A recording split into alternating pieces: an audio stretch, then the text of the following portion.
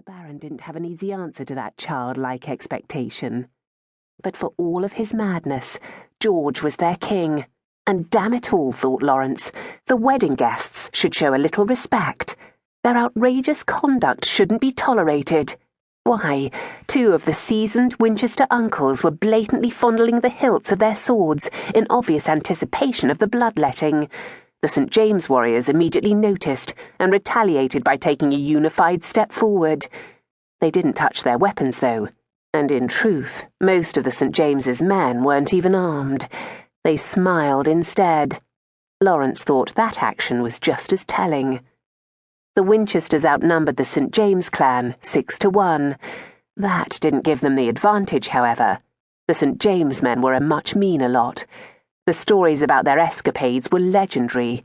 They were known to tear a man's eyes out just for squinting. They liked to kick an opponent in his groin for the fun of hearing him howl, and God only knew what they did to their enemies.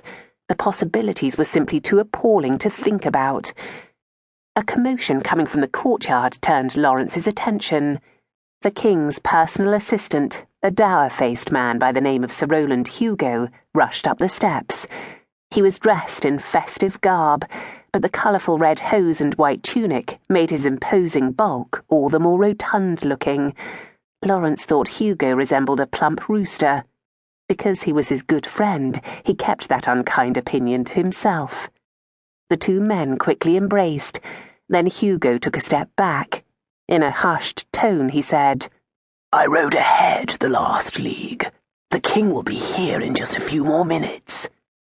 "Thank God for that," Lawrence replied, his relief visible. He mopped at the beads of sweat on his brow with his linen handkerchief. Hugo glanced over Lawrence's shoulder, then shook his head.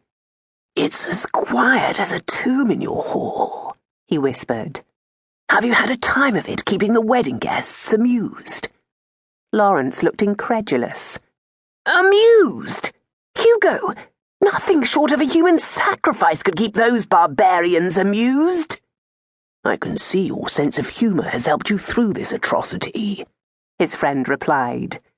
"I'm not jesting," the Baron snapped. "You'll quit your smile too, Hugo, when you realise how volatile the situation has become. The Winchesters didn't come bearing gifts, my friend. They're armed for battle. Yes, they are," he rushed on, when his friend shook his head in apparent disbelief.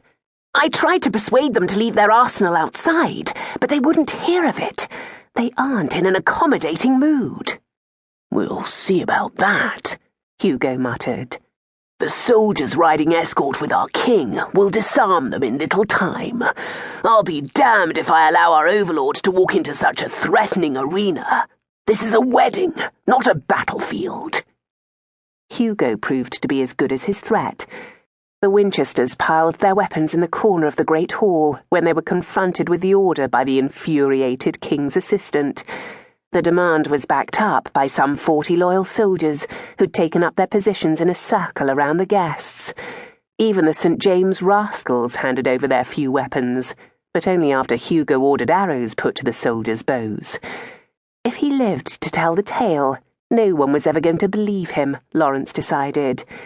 Thankfully, King George had no idea what extreme measures had been taken to secure his protection.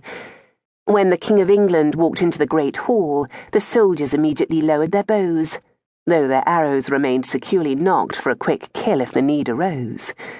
The bishop rallied out of his chair, bowed formally to his king, and then motioned for him to take his seat. Two of the king's barristers, their arms laden with documents, trailed in the king's wake. Lawrence waited until his leader was seated, then hurried over to kneel before him. He spoke his pledge of loyalty in a loud, booming voice, hoping his words would shame the guests into showing like consideration. The king leaned forward, his big hands braced on his knees.